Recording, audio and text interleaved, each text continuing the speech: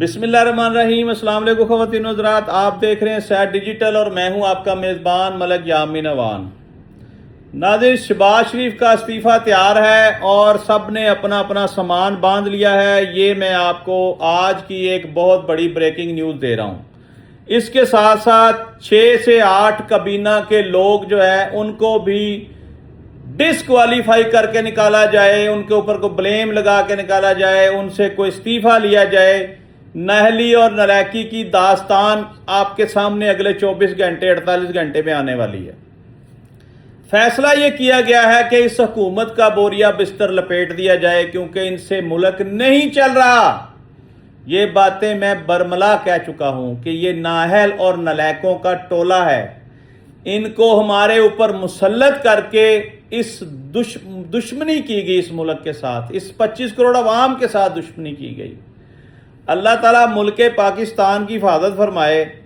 یہ ایک ایسا درخت ہے پاکستان، ناظرین، جس کو روزانہ بے شمار لوگ آ کر پتھر مارتے ہیں اور پھل اتار کر لے جاتے ہیں، اور وہ اس کا پھل پھر اگلے دن ویسے کا ویسا ہی ہوتا ہے، پورا ہو جاتا ہے۔ یہ اللہ تعالیٰ کی طرف سے ہمیں گاڈ گفٹڈ ملک ہے۔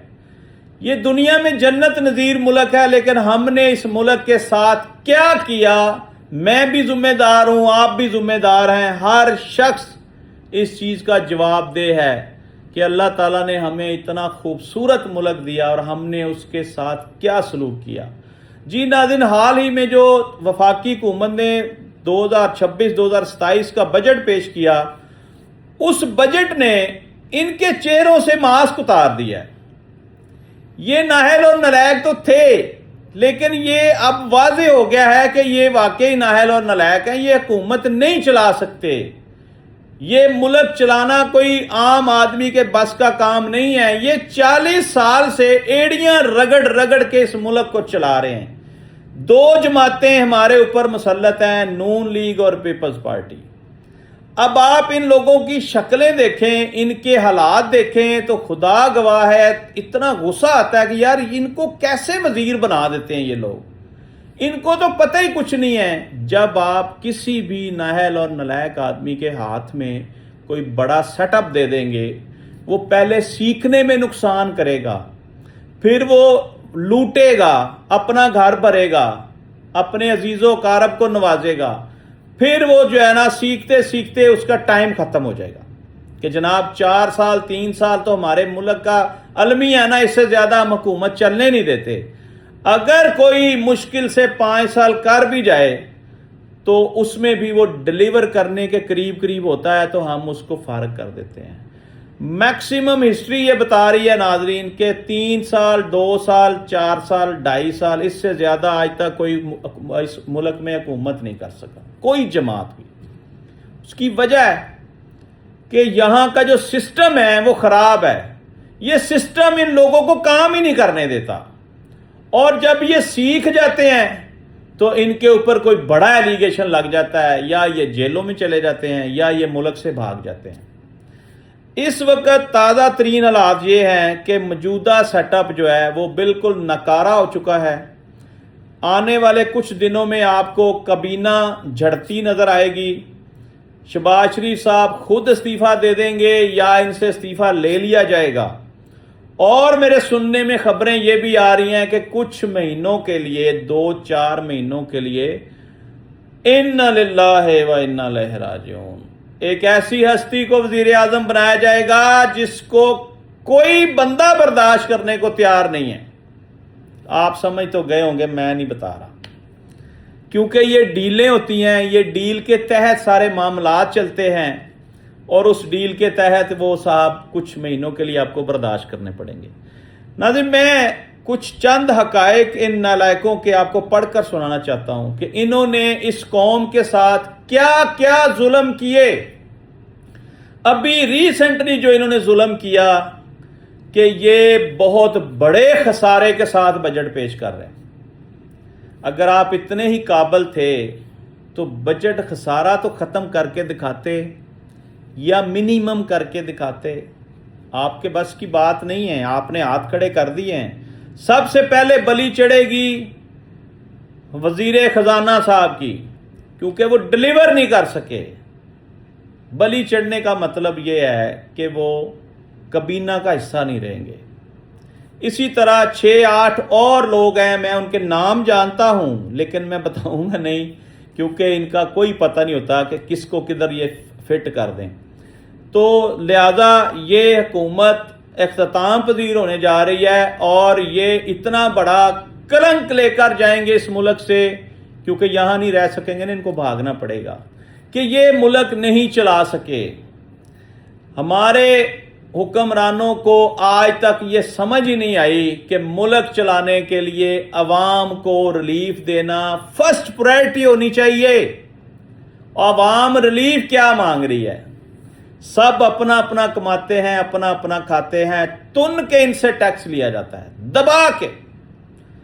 ये कहते क्या हैं? आम आदमी क्या कहता है? वो कहता है खुदा का वास्ता है, बिजली, पानी, गैस, पेट्रोल, डीजल, इन चीजों से मुझे माफी दिलवा दें, ये चीजें मुझे सस्ती करा दें तो मैं जिंदा रह सकूंगा। लेकिन इस मौजूदा सेटअप ने अवाम से जीने का हक भी छीन लिया, सांसें बंद कर दी हैं। एक एक बंदा परेशान है, कुछ बता रहे हैं, कुछ नहीं बता रहे, जो नहीं बता रहे उनके चेहरे बता रहे हैं। कर्जे ले लेके ये मुल्क चला रहे हैं ना, जैसे आजकल अवाम भी कर्जे ले लेकर अपना घर चला रही है। ये आज आपको मैं बहुत बड़ी खबर दे रहा हूं, जिस मर्जी घर का दरवाजा खटखटा लें आपको मजा आ जाएगा। हर बंदा इन्होंने मकरूज कर दिया है। IMF के मकरूज तो हम ऑलरेडी थे, लेकिन जो अब हमने एक दूसरे से कर्जे लेने शुरू किए ना, ये आप सोच भी नहीं सकते कि ये कहानी किस तरफ जा रही है। दोस्तों से कर्जा, रिश्तेदारों से कर्जा, हमसायों से कर्जा, बच्चे नहीं पाले जा रहे। इतनी महंगाई हो गई है कि एक शख्स जो कमाता था, अगर वो 100 रुपया कमाता था तो उसका खर्चा हो गया 300 रुपया। अब जो 200 रुपये का गैप है वो उधार पकड़ेगा या किसी के साथ फ्रॉड करेगा या कोई सूद पे बैंक से कर्जा लेगा।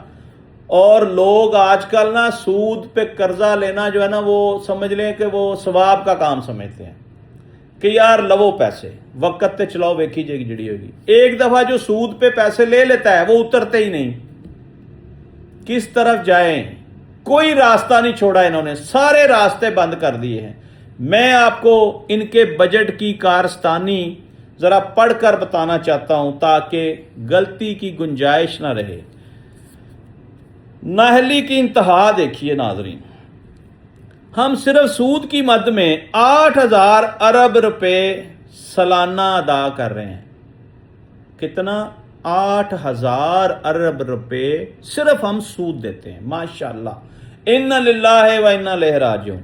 इसके साथ दफाई अखराजात के लिए 3,000 अरब रुपए हमने रखे हैं जी, जबकि आला तालीम के लिए सिर्फ 46 अरब रुपए रखे हैं, जबकि सेहत के शोबे के लिए महज 125 अरब रुपए रखे गए हैं।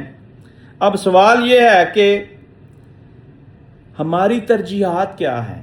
यानी हमारी मुल्क के जो हुक्मरान हैं, जो हमारे ऊपर फार्म 47 वाले मुसल्लत हैं, इनकी तरजीहात क्या हैं? जी इनकी तरजीहात हैं आई जाओ ते खाई जाओ ते लुट लुट के बाहर ले जाओ।